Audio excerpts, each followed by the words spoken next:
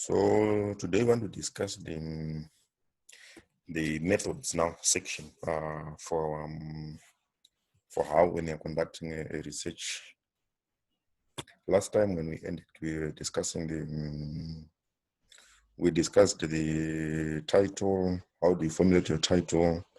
How do you write a problem statement? How do you write a research question? How do you write a main objective? And how do you develop your specific objectives? Then we came up with examples of specific objectives. So today we want to move to the next section, which is the methods. The methods, it just means how we are going to conduct your research, and that's the methodology, how we are going to conduct your research. You have your like in this case, maybe just to recap, our problem, which I discussed in the last time, it was about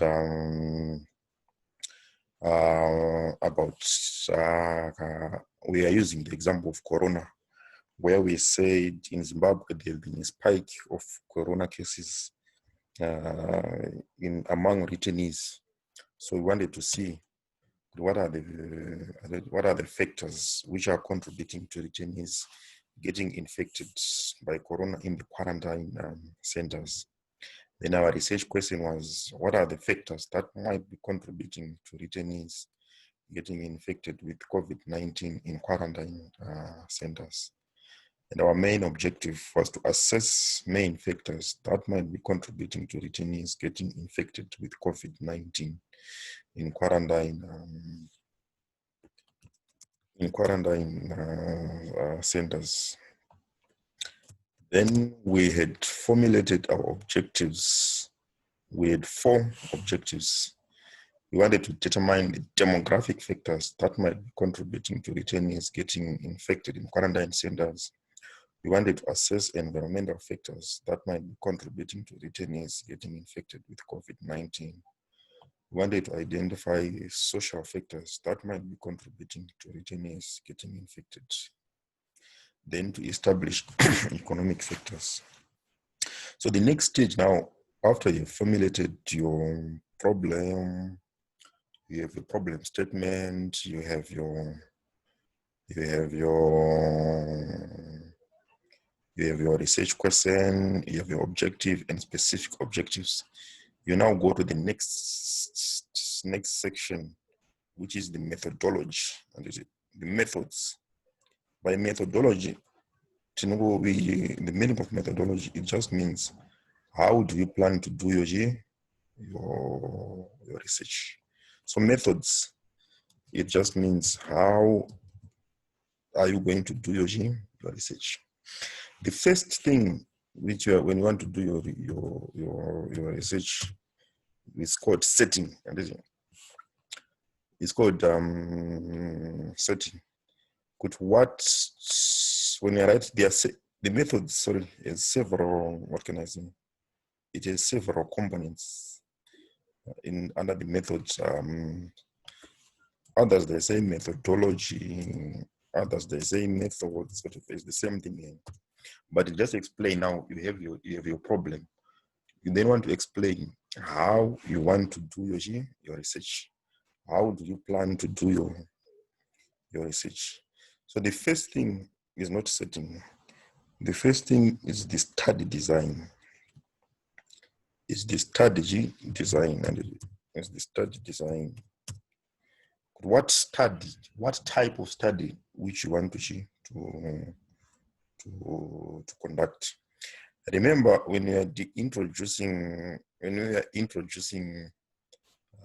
research, we discussed different types of research, where we are discussing of exploratory study, where we are discussing a descriptive study, where we are discussing a causal study, Usually we call it an analytic study. So the first thing you need to explain what type of study which you are going to do. So in this case, we can use the number one is the study design of methodology. So in this case, let's take for our example of the COVID. What might be the best type of study which you might need to do for this? I think based on this is like a new thing, you know, people are not really much aware of what's happening. You can actually call it an explorative study, because you want to explore, you want to really see what is happening. So you can say, I'm going to do an explorative study. So this is the first way you can describe your study design. So the first one, you can classify.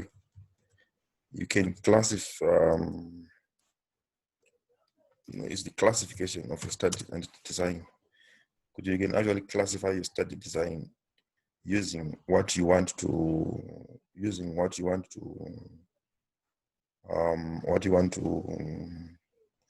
achieve. Then you can also, this is the first way you can classify. Either you can say explorative, descriptive, causal study, depending on what we are discussing the other day. Then the other way which you can classify your study is whether I'm going to do a quantitative or a qualitative study.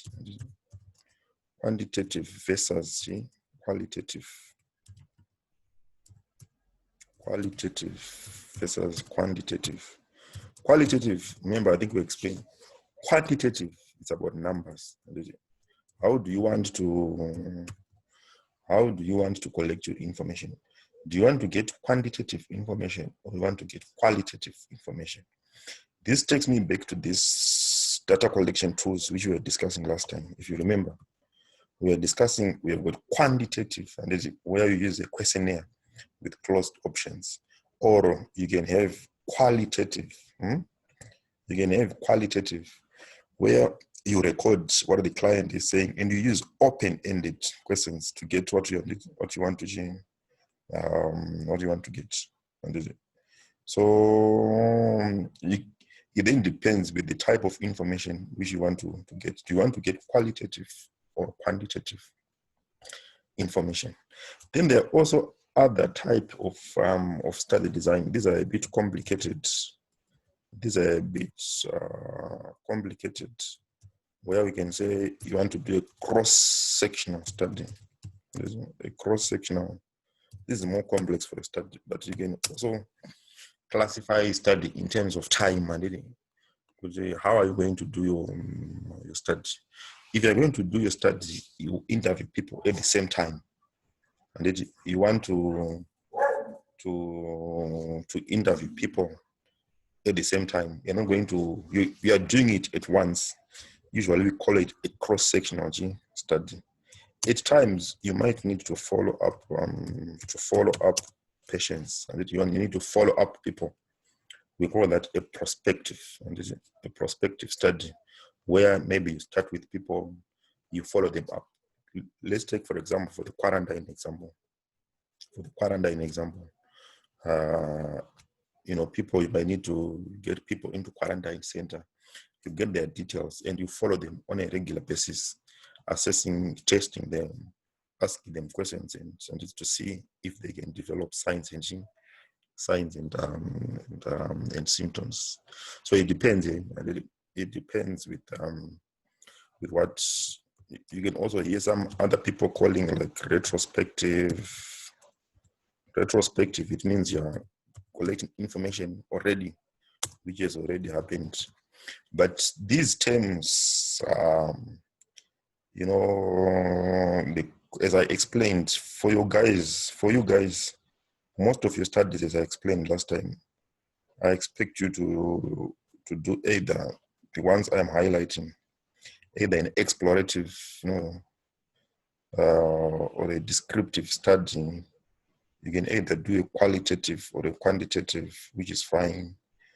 But in terms of follow-up, we expect your studies to be cross-sectional. You just do it once, and you don't need to follow up people or to do what. So just stick to the explorative, to the cross-sectional study, and don't really do some of the other study types because they're a bit complex. So in this case, for this, maybe you can call it an explore. For our case, it's a cross-sectional. Maybe we can combine these two. A cross-sectional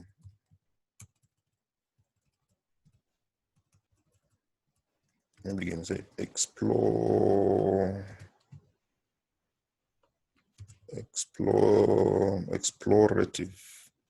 cross-sectional quantitative that we can describe explorative quantitative cross-sectional study. And so we have used all these things to define what we want to do at once. Cross-sectional study. So which means in our case, what do we want to do? We want to explore. And we don't know much about what's happening in qualitative study. But for this study, we can then call it we want to explore. It's quantitative. It's cross-sectional. So you can combine this thing to describe the type of study which you want to do. And explore, we don't know much. Type of data we want to collect is quantitative. But in terms of time, it's cross-sectional. I'm going to follow up. So you can use all these three to describe the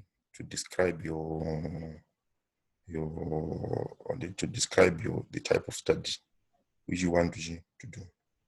Then the next thing which you need to put in your the next thing which you need to include in your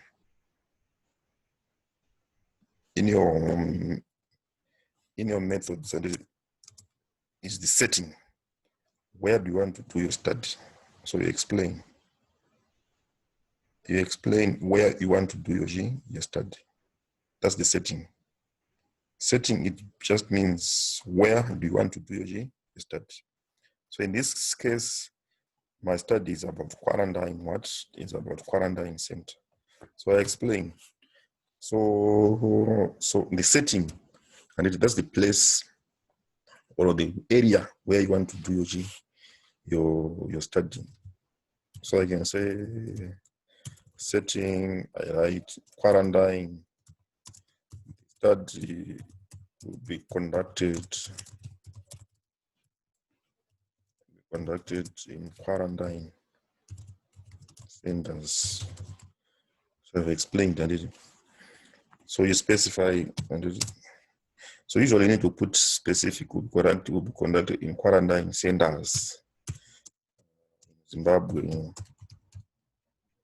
or the study will be conducted at specific and at the following quarantine centers in Zimbabwe. Maybe I want to do it Belvedere Quarantine Center. I don't know, Belvedere. Or I want also to do it Magamba. I want to do it whatever, any other quarantine center which is there. So it's always nice to be specific where you specify where you want to do your study. So be specific. You describe. You can also put a bit of information about your setting, but usually you can put usually when you are describing a background, you put a bit of setting, but you can explain more about the setting. Where is it? Which province is this? And what is the you can put more. What is the province for the setting which you want to do? What is the population for the setting which you want to do? What is the economic activity in the setting? So that you want people to really understand a bit more about your setting. So you can actually put more of these things to try to explain your setting so that people can understand. If it's HIV, you might need to tell us what is the prevalence of HIV in the setting, what is the incidence of HIV in the setting. You can also put what is the total number. What is the total number of people living with HIV in the setting? So that, remember, you want someone to really understand where exactly do you want to conduct your gene, to conduct your study, so that people understand and appreciate your setting. So you can put more on your setting, where you describe the province, the population, the economic activity, total number of people. Because remember, your study results or study finding will be influenced by the setting. If you conduct your study in another setting, you might get different results as opposed to someone who is conducting a research in another setting. Then the next thing you need to put is to study population, and is you study population. Who are you going to be studying? You need to be specific, and you need to remember who are your study population, or your study participants. Which population are you studying? And in my case, I'm studying people. I'm studying returning, maybe Zimbabweans, and Zimbabweans returning residents. Those are the people I'm studying, and they're coming back to the country. Returning residents, those are the ones I'm studying. So you need to specify, as you do your study, who are you going to be studying? Yeah, either you're studying people living with HIV, people living with HIV in Zimbabwe, maybe it depends wherever you're studying. Or you might be specific. Maybe you're studying children, maybe you're studying adolescents,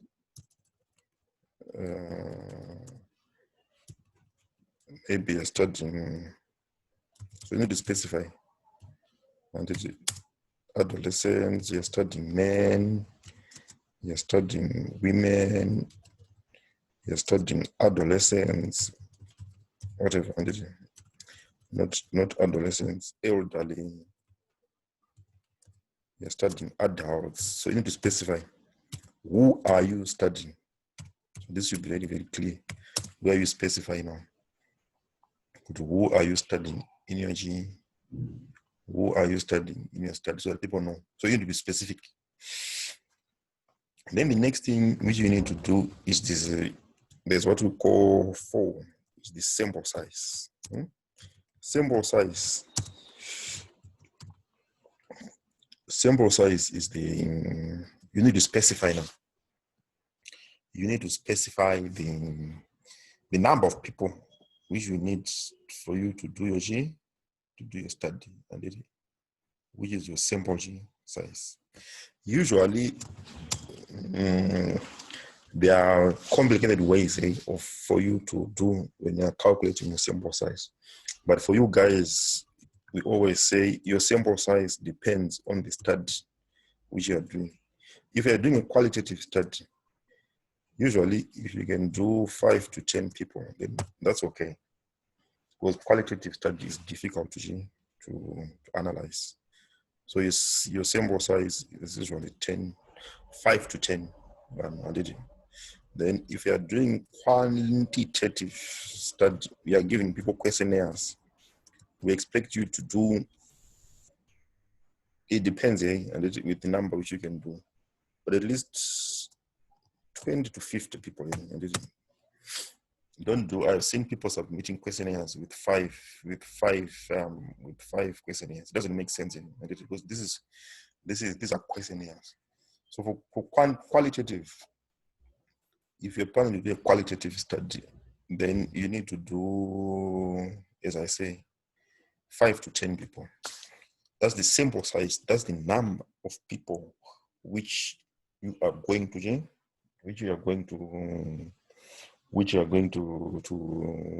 involve in your study. Qualitative is difficult to analyze, so you don't want to have a lot of validity. Remember, as I said, you are supposed to collect information from, you record the information.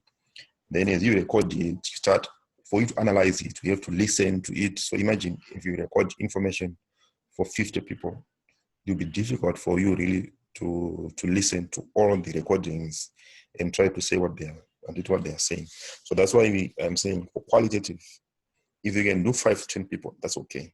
But for questionnaires, you need to do more. And if you can do 20 to 50 people, I think 20 is also not much. If you can do 30 to 50 people for you guys, I think that should be okay. That should be fine for you to do 10, 30, at least 30 to 50 questions which you ask. Then from there, under sample size, you need to discuss we're still at sample size, and usually we call this, I'm not sure how it is. We have what we call, this is sampling, and sampling, we have your sample size. That's number one. And what is your sample size? So your sample size, as I said, it depends with the type of study which you are doing. Then the next thing which you need to describe under sample is your sampling procedure. How are you going to sample these people?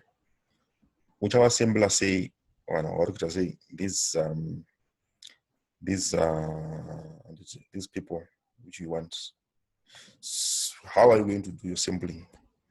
So there's the size, sample. How many people do you need? But next, there's the sampling procedure. Sampling procedure just means, how are you going to select these? How are you going to select these people? I will give a separate lecture on sampling procedure, where I will be explaining different types of sampling. So we are going to get a separate lecture here. You get a separate lecture because it's a complex thing, where I'll be explaining how we are supposed to do sampling. You want to start from 50. You want to start from 10.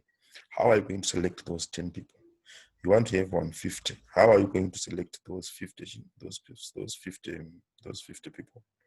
So I'll give you a separate lecture where I'll be explaining how do you do your sampling procedure. Then from there, remember now your study design, what the design you are going to do for your study. Where are you going to conduct your study? Who are you going to study? How many are you going to study? You then go to the next stage, which is number 5, where you tell us now your study variables. Your study variables. My study variables, those are the things those are the, what can I say? Those are the things we should be asking. And I think I skipped this stage in the last procedure. But if you check from what we were discussing last time, your study variables, they depend on your what? They depend on your objectives. And so our study variables, those are the things which we'll be collecting information on. And so our study variables, we usually, to make it life easy, in most cases, we advise you to, when you're developing your study variables, you can just summarize them in a table. And you summarize your study variables in a table, which is easier. And so, like in our case, what are our study variables? So with categories of those variables, and we have category for those variables. Then we have the variables themselves, and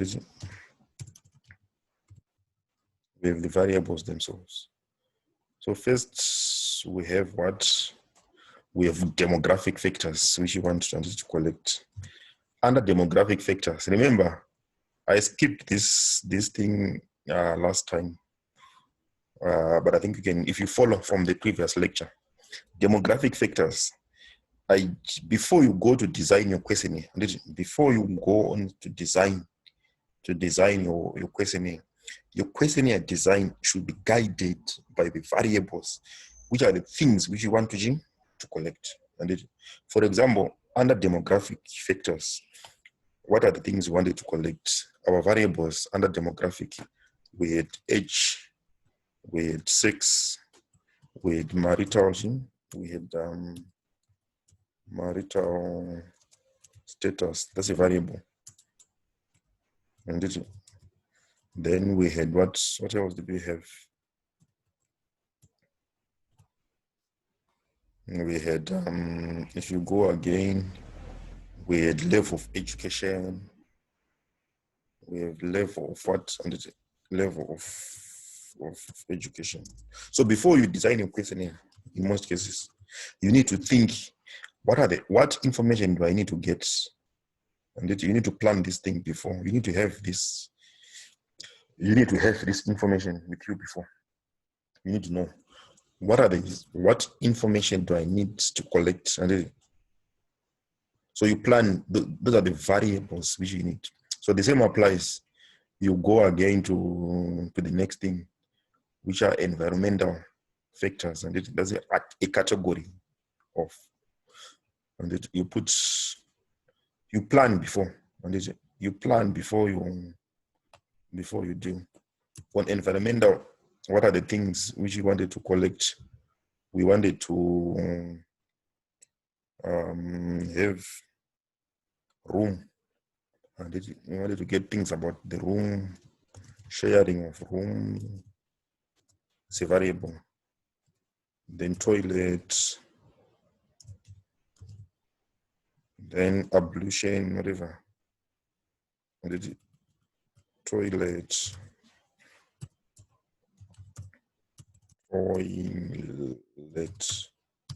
maybe other ablution facilities.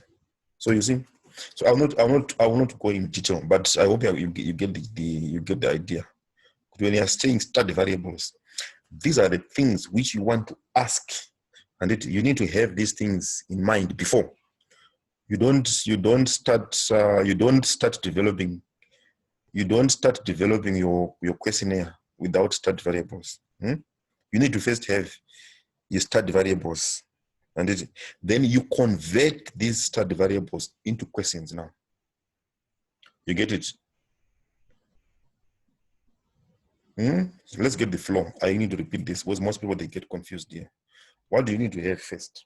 First, you need to have your objectives. And this is what you want to do.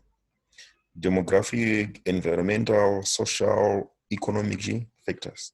From these things which you want to do, and your specific which you want to achieve, you then convert every objective into variables. What are the things which you want to ask, which you want to get from every objective?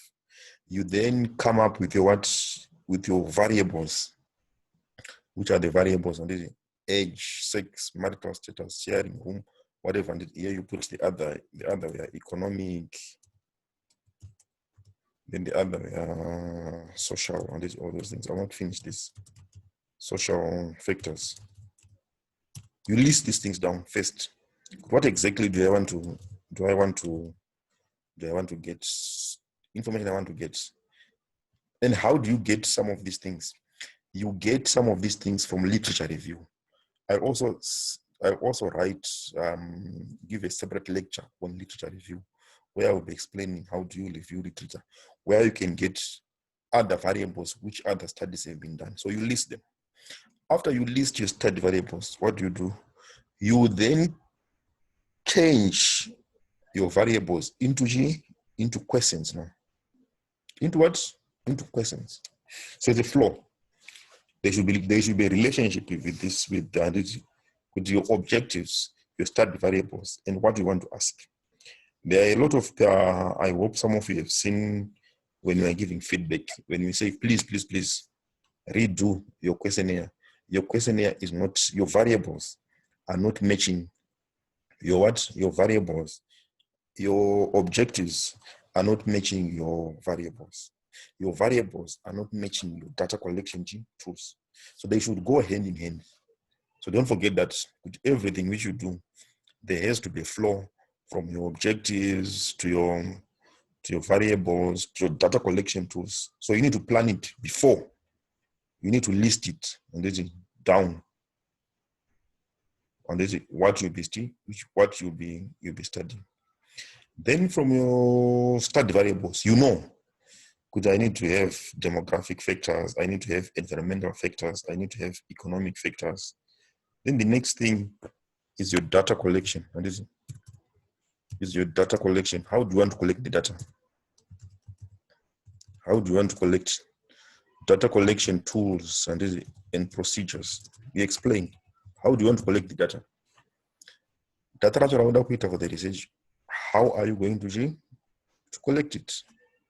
So it depends. If your data is quantitative, as I was explaining, is quantitative, you use your questionnaire.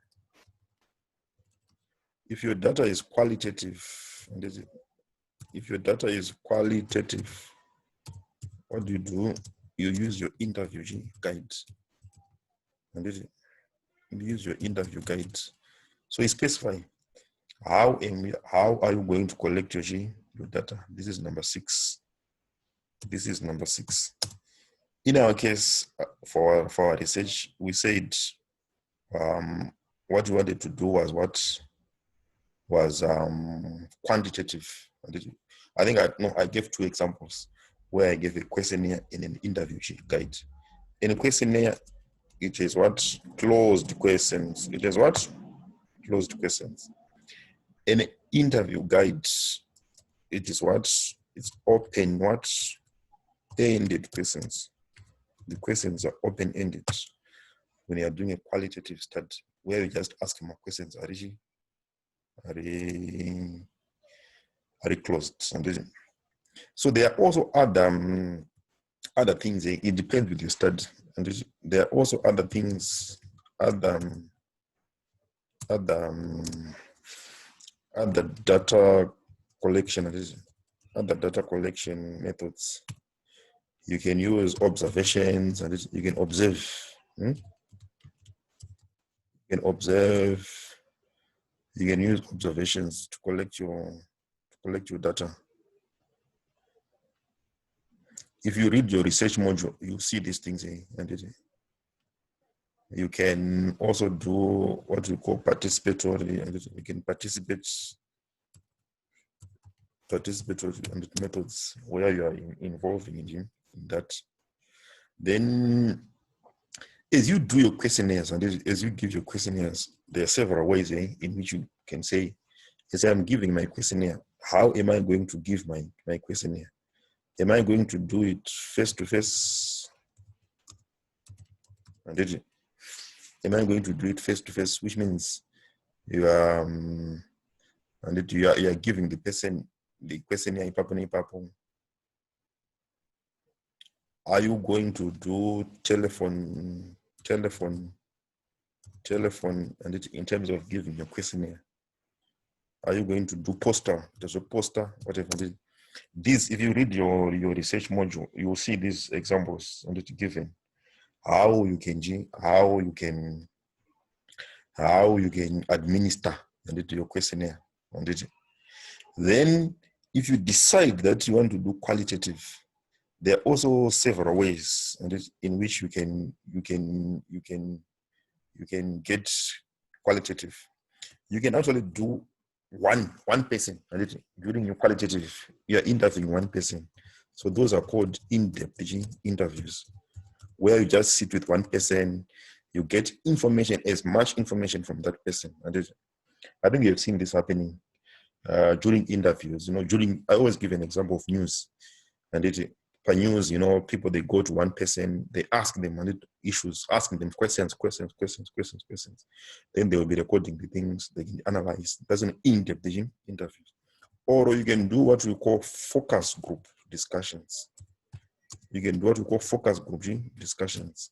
Focus group discussions, these ones now, some of these things you need to read alone because they are more complex. But focus group discussions, it just means that instead of asking one person whatever you want to ask, you will have a group of people which you can then ask your questions. Let's say you want to talk about, I give my example, quarantine. Instead of asking one person about quarantine, I can call them in a group. We sit down, then I start asking my questions. So, you guys, what are some of the challenges which you are facing in quarantine centers? And it's like a meeting, it's like a discussion.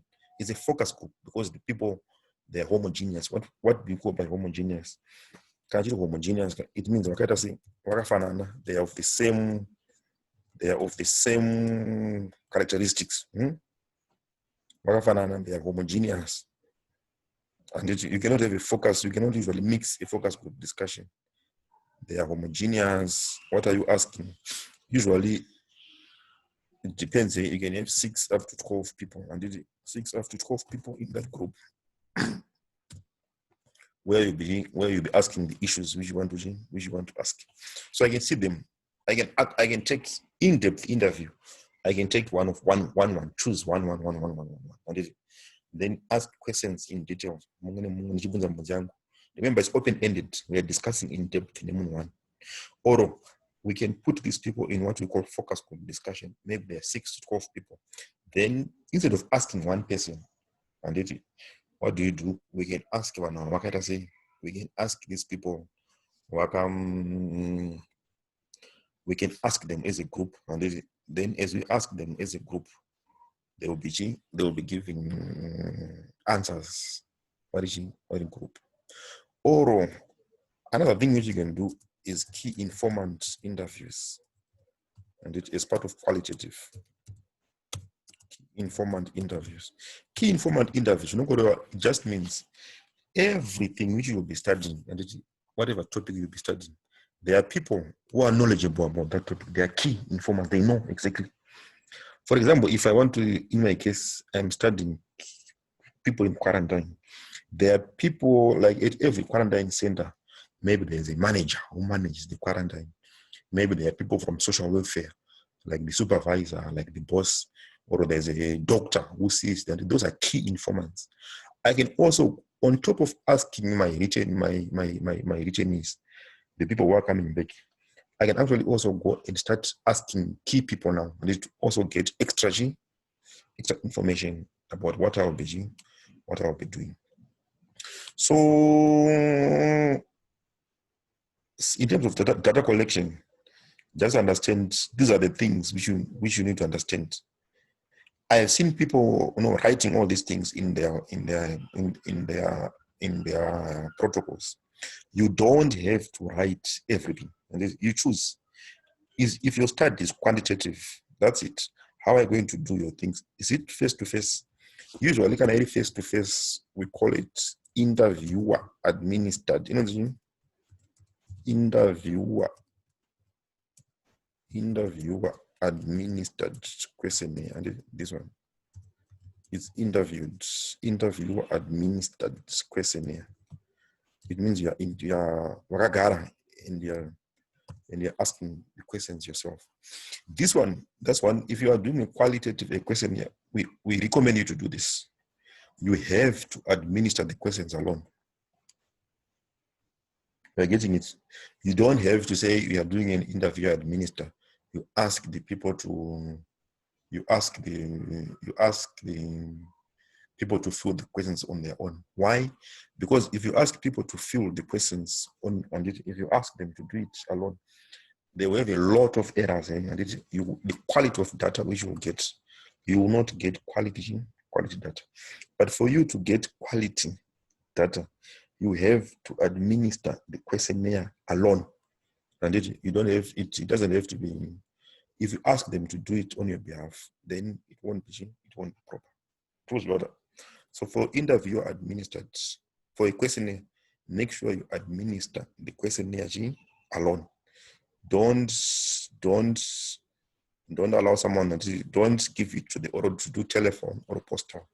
At the end of the day, you get poor quality data. So just to recap again, so that we are together.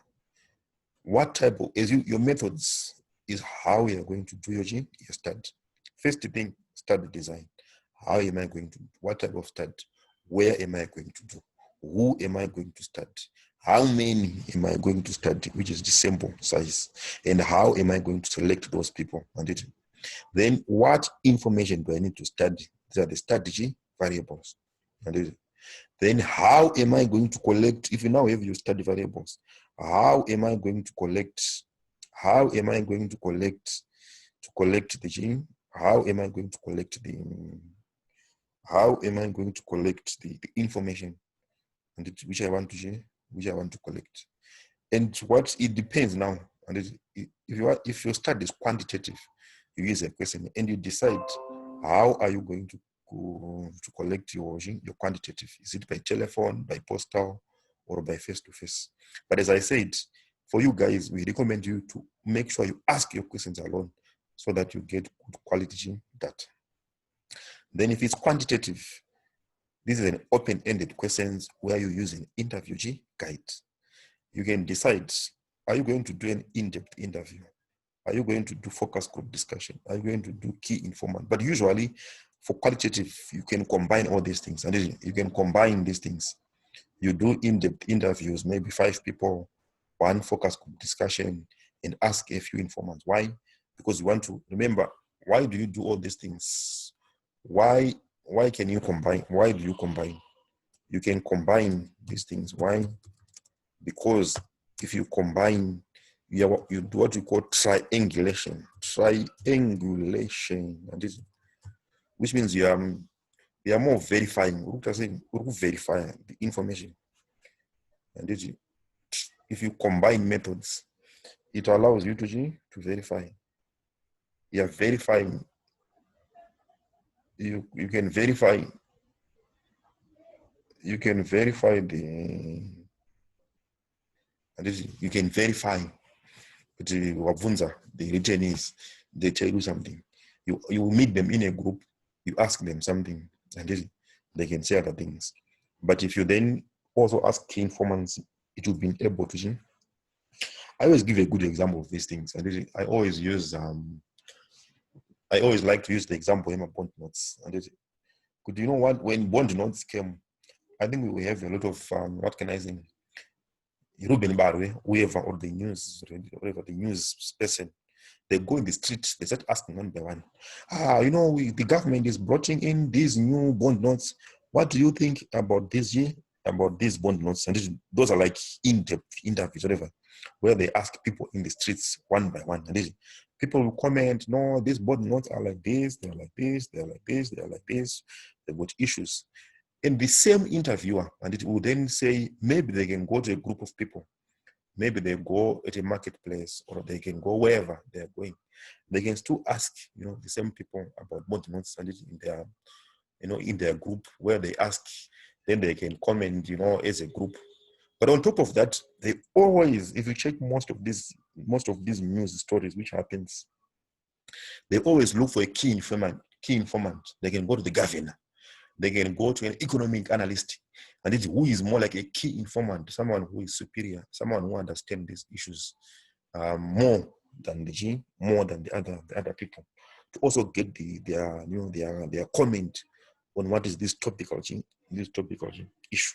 So that's more of like triangulation, where you're combining these things. Then I also explained there are other methods which you can use. You can use observations, you can participate, you can use checklist. It depends with your observation. It depends with your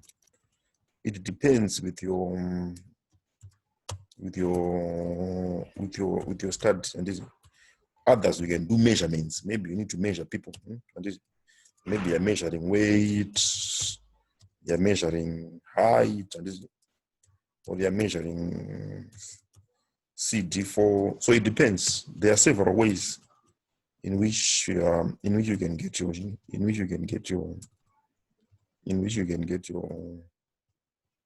in which you can get your data. One thing I forget, your data collection and your data collection tools or methods, they depend on the objective. So you look at your objective, you look at the variables, which one to get per objective. Then you decide for this variable, how am I going to collect my data? And you need to first look at your variable, your objectives one by one. What are the variables per objectives? Then how do I need? You can. It depends, eh? But usually, as I said, we don't encourage you to mix things. And if you want to stick to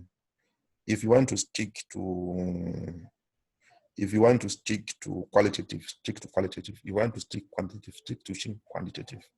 Avoid, having these other variables, make sure your study is more like the same. You can mix things, and it's fine, but make sure you don't mix things. Then after you finish your data collection tools, and as part of this, remember, is data collection tools and procedures. You also describe, remember, you are describing these things in detail. How we are going to be doing this. How are you going to be doing your face-to-face? How are you going to be doing your poster? How are you going to be doing your in-depth? How are you going to be doing your key informants? If you say you want to do observations, how we are going to do observations? And if a checklist, what things are you going to be using on the checklist? If you are measuring, how we are going to measure. So in data collection is tools and procedures, because you're explaining the procedures at the same time, mentioning the tools. Then the next thing, after your data collection, the next thing is your data analysis now. You explain how we are going to analyze your data. Data analysis. So explain, how are you going to analyze your data? And if you want to analyze your data, how are you going to analyze the data? So this one, data analysis, is a bit complex. We are also going to I will give you a separate lecture on data analysis, and we will record a separate lecture where we'll be discussing how do you analyze data. And but the analysis, remember, it also depends. Your analysis, it also depends whether it's quantitative, or it's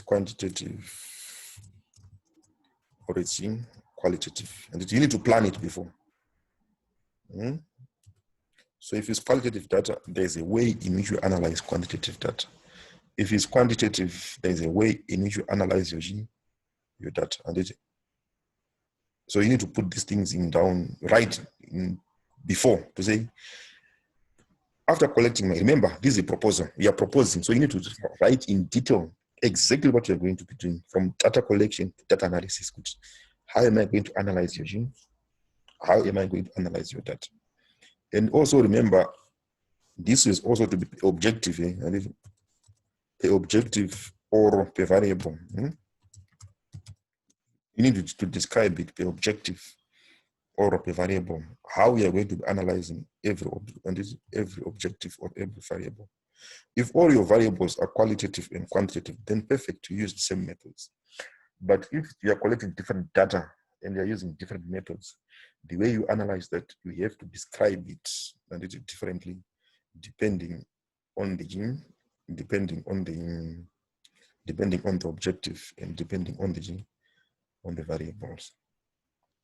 Then you write. So usually we call it plan for data analysis.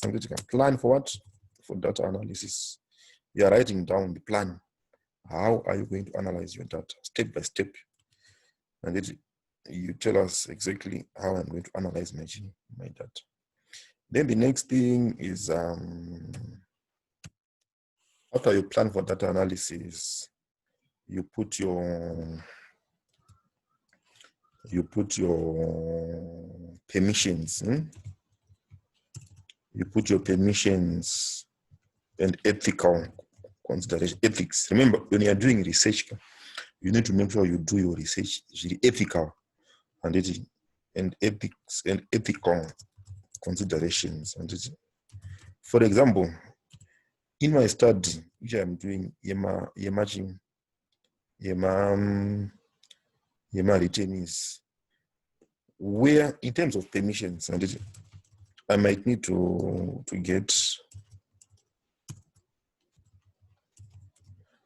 get permissions from Ministry of Health, maybe from the GMO, maybe I need to get Ministry of whatever, Ministry of Social, Ministry of what do you call it?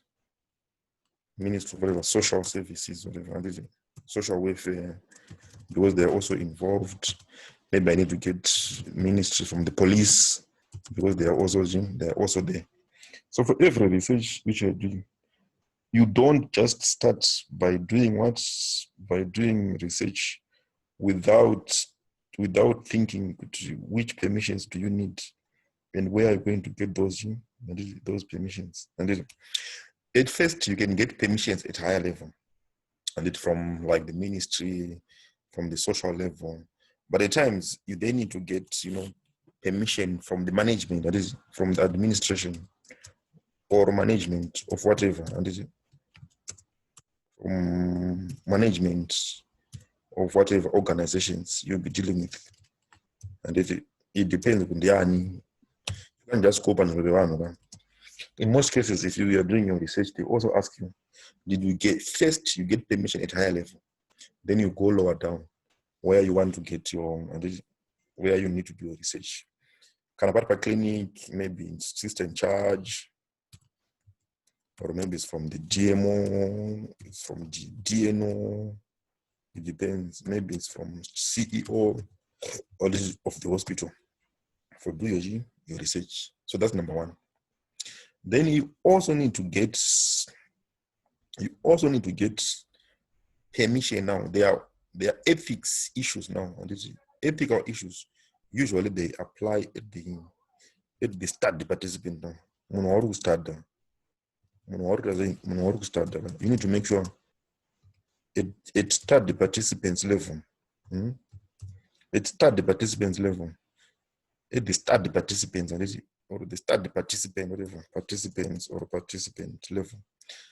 There are ethical things which you need to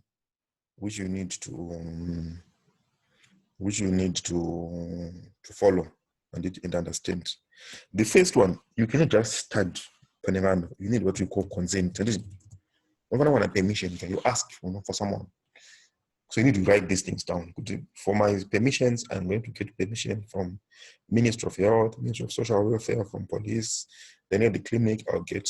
Then from the study participants, before I get information from them, I need consent from them. Which means, consent, you explain everything. You explain your study, what do you want to do, what do you want to achieve, what are your objectives, and everything. So after you explain your whatever, they then usually we call it informed consent. I need to explain to this person, I am a researcher. I'm doing a research to see what are the things which are causing, which are leading, which are contributing to people and it is returnees getting infected. So I explain why I want to do this research and what are the objectives, what are the benefits, how long will it take for me to do that. And then from there, the person can actually agree or accept.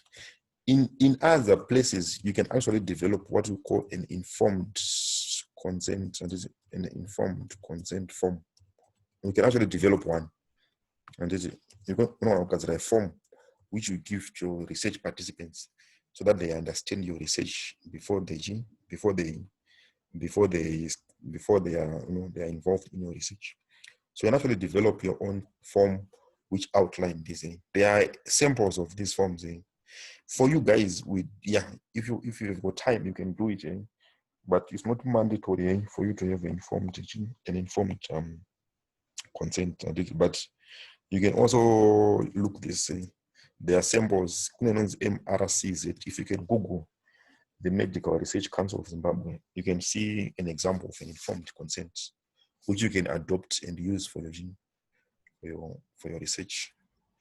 Then from there, the issues of privacy. And you need to assure your patient, whatever you be collected, collect from the information from the patient, you need to write it down. How are you going to ensure information you collector is private and confidential? And all these things you need to write it down in your proposal. How are you going to get consent? How are you going to make sure that information is going to be private and confidential? You need to discuss this as part of your proposal. Then the other things which are part of your proposal, you need to include a budget. You need to include a budget for you to do your research. How much money do you need for you to do your research?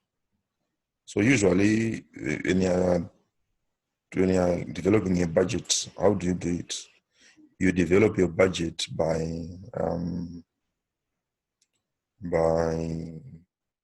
you put a table and you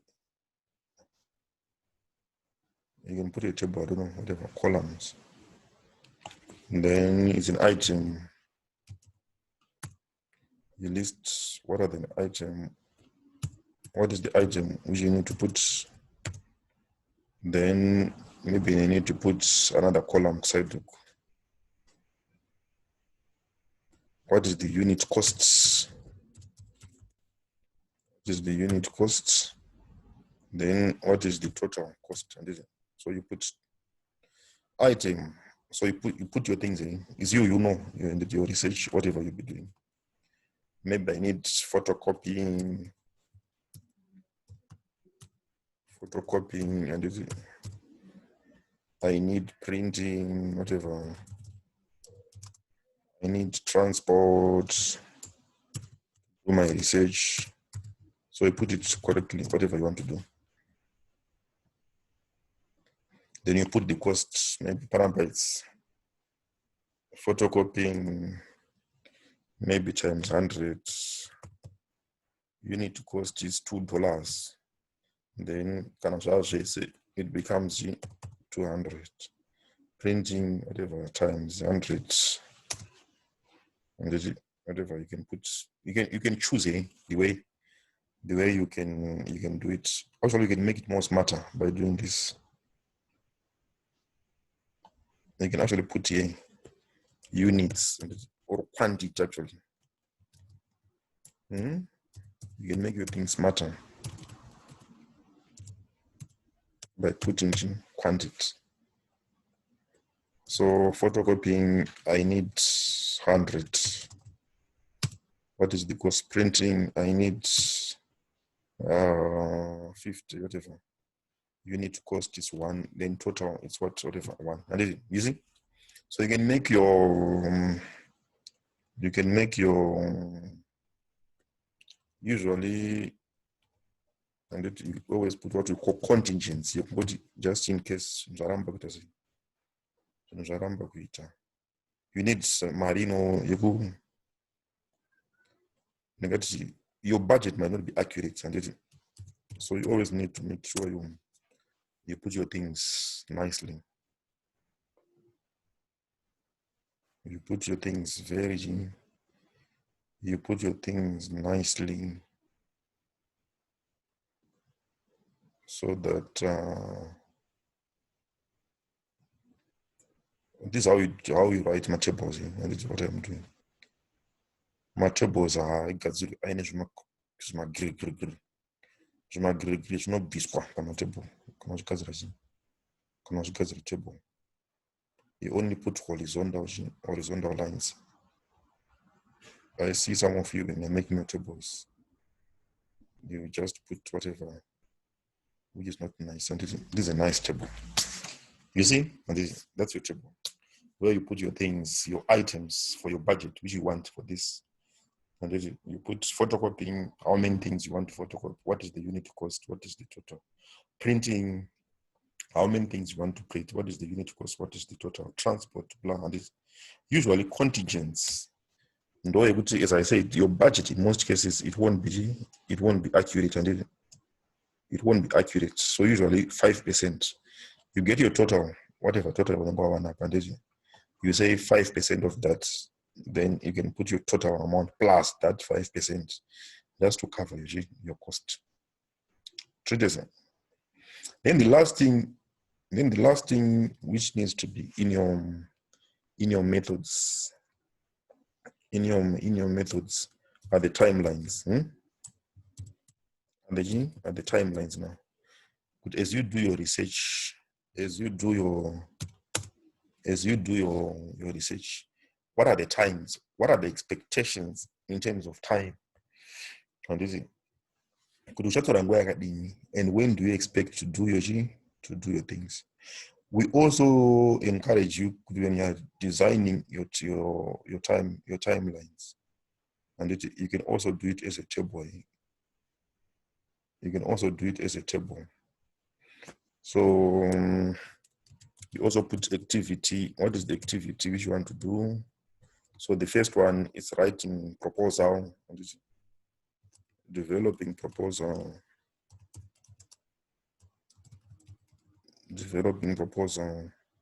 Then the second one is what? Stage research. I hope you remember those things which we are discussing. The stage research. Then if you develop your proposal, you have data collection, and you collect your data, which is data collection. Then after collecting your data, you data analysis. And then after analyzing your data, what is the next thing you need? You need to write your reports, write your research project, write research project. Then the last thing which you need to do is to submit. This when you want to submit. When do you want to submit your research? So these are 1, 2, 3, 4, 5.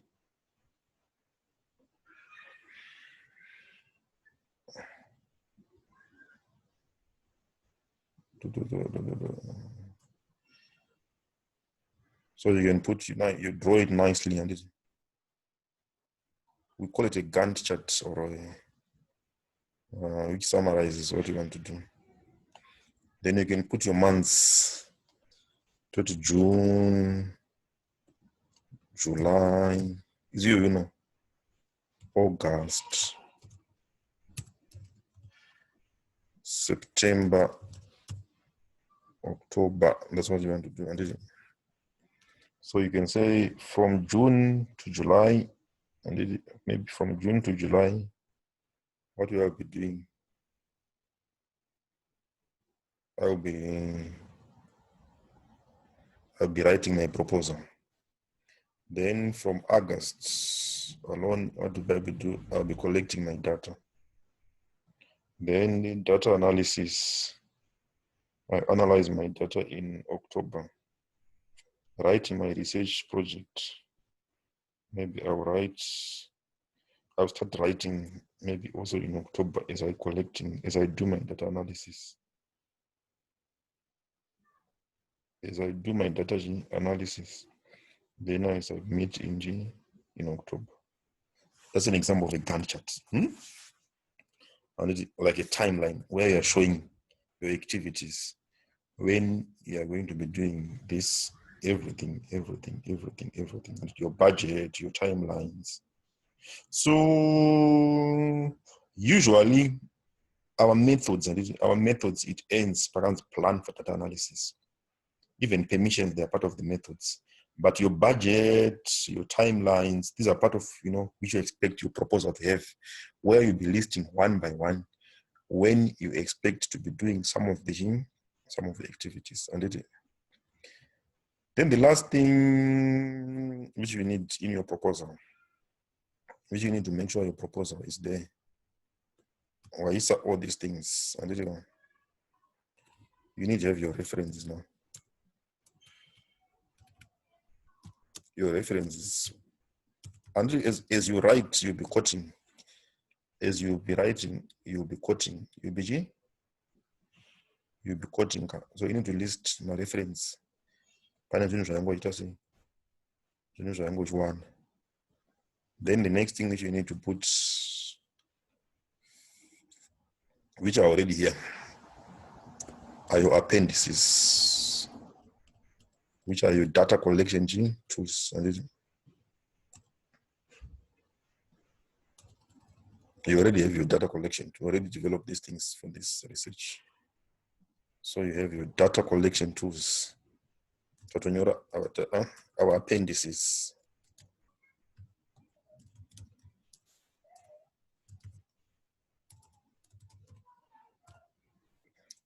These are our appendices. Appendix A. Appendix A, these are what? Data collection tools. Then that's it. You put your appendix, data collection A, and it is an appendix. Then what else you need? Another appendix B, maybe there are letters which you wrote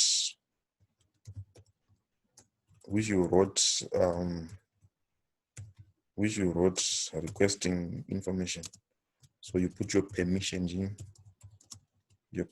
letters, and you then put whatever permission you got as sample, so that people see. So yeah, generally this is almost like if you have got this now, it means we have like a full proposal.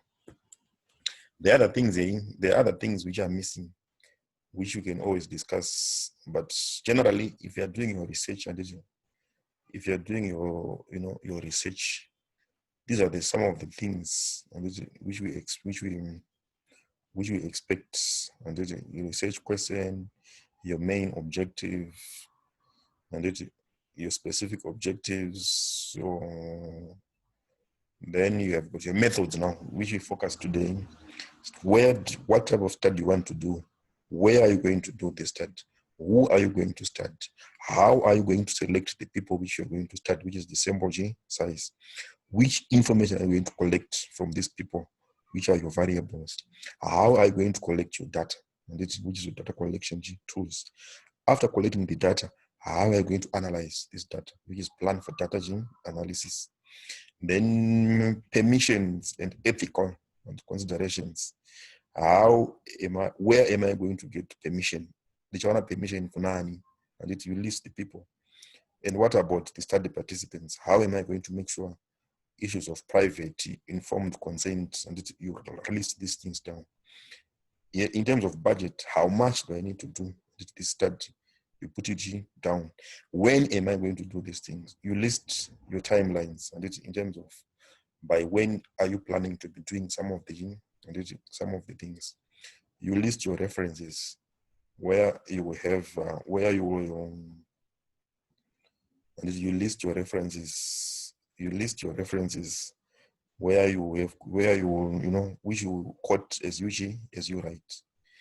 Then you put your appendices, and where are the things, where you're going to collect your information.